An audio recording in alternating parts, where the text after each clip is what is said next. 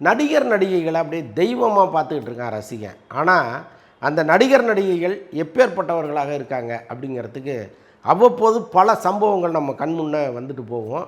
பல நடிகர்கள் அவர்களுடைய இன்னொரு புறத்தை பார்த்திங்கன்னா ரொம்ப ரொம்ப அசிங்கமாக இருக்கும். கிட்டத்தட்ட அப்படி ஒரு சம்பவம் தான் பெங்களூரில் நடந்திருக்கு. மைசூரில் கைது செய்யப்பட்ட தர்ஷன் கிட்டத்தட்ட ஒரு 60 படங்களுக்கு மேலே நடிச்சிருக்கிறாரு. கன்னடத்தில் மிக முக்கியமான நடிகராக கருதப்படுகிற தர்ஷன் ஒரு கொலை வழக்கில் கைது செய்யப்பட்டிருக்கிறார். அவர் மட்டுமல்ல, அவரோடு சேர்ந்து ஒரு 9 பேர் இதில் கைது செய்யப்பட்டிருக்கிறாங்க.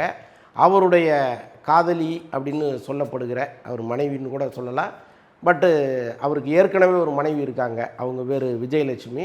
அவங்கள்ட்ட டைவர்ஸ் ஆகலை அவருக்கு இன்னும். ஆனால் பவித்ரா கவுடா அப்படிங்கிற இன்னொரு நடிகையோடு அவருக்கு தொடர்பு இருந்துச்சு. அவரையும் போலீஸ் கைது செய்திருக்கு. இதில் என்ன பிரச்சனை அப்படின்னா, அதை சொல்கிறதுக்கு முன்னாடி வேறொரு சம்பவத்துக்கு போவோம். மலையாள நடிகர் திலீப். இவங்களுக்கெல்லாம் மாஸ் அப்படி ஒரு மாஸ் இருக்குது ரசிகர்கள் மத்தியில். கடவுளாகவே நினைக்கிறான் அவங்கள. ஆனால் அவங்க இந்த ரசிகன் கொடுத்த ஸ்தானத்தில் இருக்காங்களா அப்படின்னா இல்லை. சொந்த சுய வெறுப்பு இதெல்லாம் ஒரு வெறியாக மாற்றி கொலை வரைக்கும் போகிறாங்க.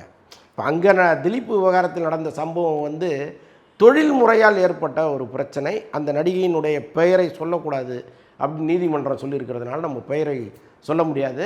பட் அந்த நடிகை தமிழ், மலையாளம் எல்லா லாங்குவேஜிலையும் நடித்தவங்க தான், உங்களுக்கு தெரியும். அவங்கள காரில் கடத்திட்டு போய் ஒரு பாலியல் வன்முறை செஞ்சு அதை வீடியோவாக எடுத்து திரும்ப போட்டு ரசிக்கிற இடத்துல திலீப் இருந்திருக்கிறார். இப்படி ஒரு மோசமான ஹீரோவை தான் இந்த உலகம் தெய்வமாக நம்பிக்கிட்டு இருக்கு. இந்த பக்கம் கிட்டத்தட்ட தர்ஷனுடைய நிலைமையும் அதுதான். இந்த தர்ஷன் மருந்து கடையில் வேலை செய்கிற ரேணுகா சுவாமி அப்படிங்கிற ஒரு பையனை கொலை பண்ணியிருக்கிறாரு. ஏன் இந்த கொலை அப்படின்னு கேட்டிங்கன்னா, கள்ளக்காதல், அதில் நடந்த சில பிரச்சனைகள். முக்கியமாக இந்த ரேணுகா சுவாமிங்கிறவர் இந்த பவித்ரா கவுடா இருக்காங்க இல்லையா, அவங்களுக்கு பல பாலியல் ரீதியாக தொல்லை கொடுத்துருக்கிறாரு. குறுஞ்செய்திகளை அனுப்புறது, வீடியோக்களை அனுப்புறது, இப்படி ஒரு பக்கம் டார்ச்சர் கொடுத்துக்கிட்டு இருந்திருக்கிறாரு. நிச்சயமாக தர்ஷன் செய்திருக்க வேண்டிய வேலை என்ன அப்படின்னா, காவல்துறையை அணுகி இந்த மாதிரி ஒரு பையன் எங்களுக்கு தொடர்ந்து டார்ச்சர் கொடுத்துக்கிட்டு இருக்கான், இவன் மீது நடவடிக்கை எடுங்கள் அப்படின்னு சொல்லியிருந்தா இந்த பிரச்சனை அதோடு முடிஞ்சிருக்கும். அவன் மேலே ஏதாவது ஒரு பெரிய வழக்கை போட்டு உள்ளே போட்டு அவனுக்கு ஒரு வாழ்நாள் முழுக்க அவன் அனுபவிக்கிற அளவுக்கு கூட தண்டனைகளை கொடுத்துருக்கலாம். ஆனால் இந்த பவித்ரா கவுடாவும் தர்ஷனும் சேர்ந்து அவனை கொலை செஞ்சுருக்கிறாங்க. இதில் தர்ஷனை பற்றி நாம் பேசுகிறதுக்கு ரொம்ப முக்கியமான காரணம் என்ன அப்படின்னா, இந்த தர்ஷன் சென்னையில் இருக்கிற ஃபிலிம் இன்ஸ்டியூட்டில் படித்தவர். வல்லரசுன்னு ஒரு படம் வந்தது இல்லையா, விஜயகாந்த் நடித்த படம். அதில் விஜயகாந்த்கிட்ட அடியெல்லாம் வாங்கிட்டு ஓடின ஒரு சாதாரண வில்லனாகவும் நடிச்சிருக்கிறார். அதுக்கப்புறம் தான் அவருக்கு ஒரு பெங்களூர் பக்கம் போய் பெரிய லைஃப் கிடச்சிருக்கு. அவங்க அப்பா நம்ம ஊரில் நம்பியார் மாதிரி பல படங்களில் அங்கே வில்லனாக நடித்தவர். ஒரு பாரம்பரியமான குடும்பத்தை சேர்ந்தவர் தான் இந்த தர்ஷன். ஸோ இப்படி இருக்கும் பொழுது இவங்க நியாயமாக காவல்துறையை அணுகி அப்படி ஒரு பிரச்சனை இருக்குது, சரி பண்ணி கொடுங்க அப்படின்னு சொல்லியிருந்தா நிச்சயமாக அந்த பிரச்சனை சரி செய்யப்பட்டிருக்கும்.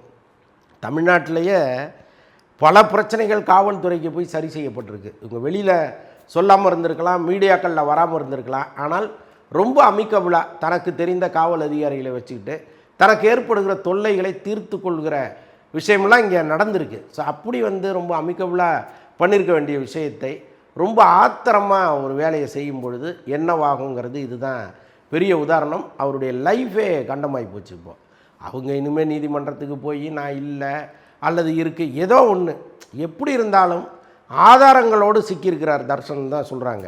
அங்கே இருந்த சிசிடிவி காட்சிகள், இந்த பிணத்தை அவர்கள் ஒரு இடத்துல போட்டுட்டு போகிறது, இது எல்லாமே பதிவாயிருக்கு. ஸோ இதுலேருந்து அவங்க தப்பிக்கிறது ரொம்ப கஷ்டம். இந்த இடத்துல நமக்கு சில கேள்விகள் வருது. ஒரு சாதாரண மருந்து கடை ஊழியருக்கும் ஒரு நடிகைக்கும் எப்படி சம்பந்தம் ஏற்படுது? அவங்களுடைய நம்பர் அவனுக்கு எப்படி தெரியுது? இவன் எப்படி குறுஞ்செய்தி அனுப்புகிறான்? எப்படி ஏதாவது வீடியோக்களை அனுப்புகிறான்? அவங்களுக்குள்ள என்ன கான்வர்சேஷன் இருக்குது? இதற்கு முன்னாடி அவர்கள் நண்பர்களாக இருந்தாங்களா அல்லது வேறு ஏதாவது சட்டவிரோதமான உதவிகளுக்காக அவங்க நாடினாங்களா? ஏன்னா மருந்து கடையில் வேலை செய்கிற ஒருவன் என்னென்ன மருந்துகளை அவங்களுக்கு கொடுக்க முடியுங்கிறதெல்லாம் இருக்குது. ஸோ அப்படி இருக்கும் பொழுது இவனுக்கும் அவங்களுக்கும் என்ன தொடர்பு? இது எல்லாமே பெரிய பெரிய கேள்விகளாக நீண்டுக்கிட்டே இருக்குது. இந்த நேரத்தில் அந்த பவித்ரா கவுடா பற்றியும் நம்ம சொல்ல வேண்டியதாக இருக்குது. அவங்களும் தமிழுக்கு பரிச்சயமானவர்கள் தான். அவங்க வந்து கலர்ஸ் தமிழில் ஒரு சீரியலில் அங்கே நடிச்சிருக்கிறாங்க. கிட்டத்தட்ட இவங்க 2 பேருமே தமிழகத்திற்கு தெரிந்த முகங்களாக இருக்காங்க. இப்படி ஒரு விஷயத்தை இவங்க பண்ணது இண்டஸ்ட்ரியில் ஒரு மிகப்பெரிய பேசு பொருளாக மாறி இருக்கு. எல்லாருக்கும் சொல்லப்படுகிற நீதி என்ன அப்படின்னா, முதல்ல இந்த மாதிரி கள்ளத்தொடர்புகள் தவறானது. இன்னொன்று, அப்படி ஒரு பிரச்சனை அதுக்குள்ளே வந்துருச்சுன்னா நீங்களாக ஒரு முடிவு எடுக்காமல் காவல்துறை அணுகுவது தான் எப்போவுமே சரியாக இருக்கும். இப்போது மருந்து கடையில் வேலை செய்கிற ஒருவன் ஒரு நடிகையை தொடர்ந்து டார்ச்சர் பண்ணுறான் அப்படின்னா அவர்கள் மீது ஏதோ ஒரு தவறு அங்கே இருந்திருக்கு.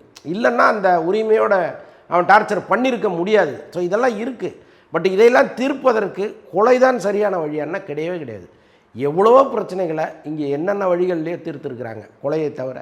இதை ஏன் அவர் பண்ணாருன்னு தெரியல. திலீப்பினுடைய எதிர்காலம் எப்படி மலமலன்னு சரிஞ்சு ஒன்றும் இல்லாமல் போச்சோ அது மாதிரி தர்ஷனுடைய எதிர்காலமும் சரிந்து ஒன்றும் இல்லாமல் போவதற்கு நிறைய வாய்ப்புகள் இருக்குது. ஃபைனலாக நீதி சொல்கிற ஒரே விஷயம், நியாயமாக இருங்க. இவ்வளோ பிரச்சனைகள் நடந்திருக்கு. ஆனால் கடவுள் வந்து நடுவில் ஒரு எச்சரிக்கை மணி அடிப்பான். அப்போவே உஷாராயிட்டிங்கன்னா பிரச்சனையே கிடையாதுங்கிறது இதில் தெரியுது. என்னென்னா, இப்போ விஜயலட்சுமி கூட அவர் டைவர்ஸ் ஆகலை. அவங்களோட வந்து அவங்க முதல் மனைவியாக இருக்காங்க, டைவர்ஸ் ஆகலை.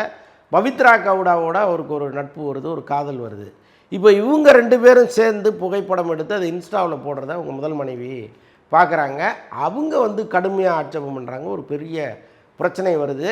அதற்கு அப்புறமாவது அவர் கொஞ்சம் உஷாராக இருந்தாருன்னா இவ்வளோ பெரிய பிரச்சனை அவருக்கு வந்திருக்காது. இன்னொன்று வந்து சட்டமே என்ன சொல்லுது அப்படின்னா, நீங்கள் ஆக்ரோஷத்தில் எடுக்கிற ஒரு முடிவு இருக்குல்ல. இப்போ இந்த சைமல்டேனியஸாக அடுத்து என்ன பண்ணுறதுன்னு தெரியாமல் ஒரு கொலை நடந்ததுன்னு வைங்களேன், அதுக்கு தண்டனை குறைவு. அதே நேரம் நீங்கள் திட்டமிட்டு ஒரு கூலிப்படையை வச்சு அதற்காக ஒரு கிராஃபெல்லாம் போட்டு ஒரு கொலையை செஞ்சீங்கன்னா அதுக்கு தண்டனை அதிகம்.